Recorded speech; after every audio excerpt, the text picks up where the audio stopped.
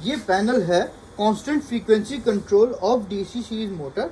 इस पैनल के अंदर हमने एक half control bridge rectifier trainer लगाया हुआ है, जिसको हमने दो आउटपुट निकाल रखे हैं। यहाँ पे हमारी 220 वोल्ट एसी आ रही है और ये हमारा फायरिंग सर्किट है, जिससे हमारी दो गेट पल्स बाहर आ रही है। For connections, for ease of connections हमने इन सबको इंटरनली कनेक्ट किया हुआ है। ऊपर से हमें कोई कनेक्शन करने की ज़रूरत नहीं है।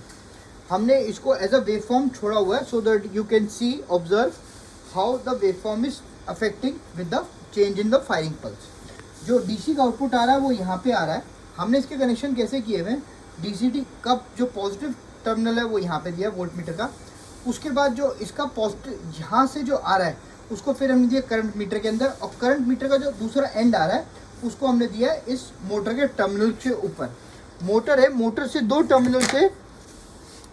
टर्मिनल में आउटपुट आ रहा है। एक है ए और एक दूसरा एंड है कॉइल का डबल है, वो हमने मोटर का लगा दिया है। और अब जो एफ है उसको ग्राउंड करने के लिए हमने इससे दे दिया है। अब इस पे हम वो देख पाएंगे, इसे ग्राउंडिंग मिलेगी तभी ये वोल्टमीटर करंट मीटर वर्क करेगा। सबसे पहले हम इसको बेसिक वर्क करके देखते हैं।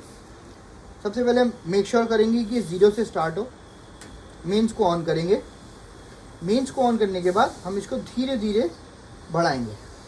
जब हम इसको बढ़ाएंगे तो हमारी फायरिंग पल्स चेंज होगी और फायरिंग पल्स यहाँ पे इंडिकेट होगी कि फायरिंग पल्स हमारी आ रही है। हम इसको सेट करेंगे अराउंड 200 पे, क्योंकि ये 2800 आरपीएम की मोटर है तो 200 आरपीएम तक पे ठीक दिखाएगी। अब ये इसका वर्क कर रही है, ये हमारी मोटर एकदम वर्क कर रही है। अब जब हम इसमें करंट डालेंगे, देख सकते हैं आप, करंट डालने पे, लोड डालने पे करंट बढ़ रहा है। अब हम अगला काम करते हैं जो कि इम्पोर्टेंट है, वो है वेवफॉर्म को स्टडी करना।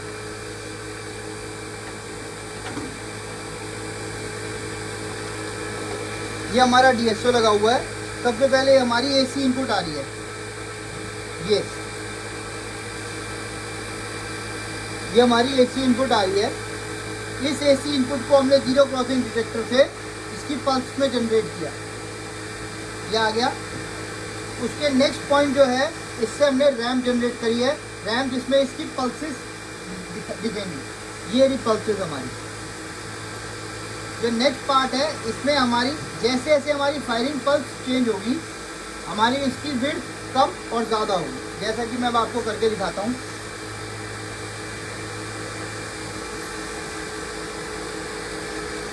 जैसे जैसे मैं फायरिंग को कम कर रहा हूँ, इसकी मेरी पल्स 0 हो गई है। अब ये बढ़ती जा रही है, ये टी ऑन टाइम है। अब फाइनली जो मेरा आफ्टर द पल्स एम्पलीफायर है वो सेम चीज़ है, बट इस पल्स एम्पलीफायर के बाद का ग्राउंड चेंज हो जाता है। मैंने इसको यहाँ लगा दिया। नाउ यू कैन सी कि जो इसको ऑन टाइम है उसकी विड्थ, इसकी विड्थ कैसे चेंज हो रही है। अब मैंने इसे कम किया तो मेरी इसकी विड्थ जो है छोटी हो गई है। अब जब मैं इसे बढ़ाऊंगा तो मेरी ऑन टाइम बढ़ता जाएगा।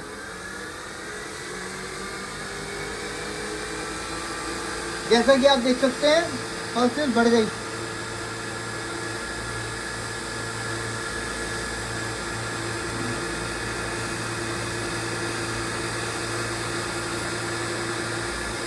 ये बढ़ रही है।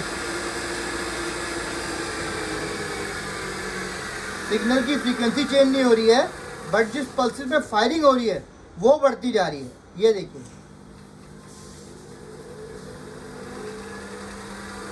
तो ये है पूरी वर्किंग मेरी speed control of DC series motor की। अब मैं इसको 0 कर रहा हूँ, मेंस को डाउन कर रहा हूँ।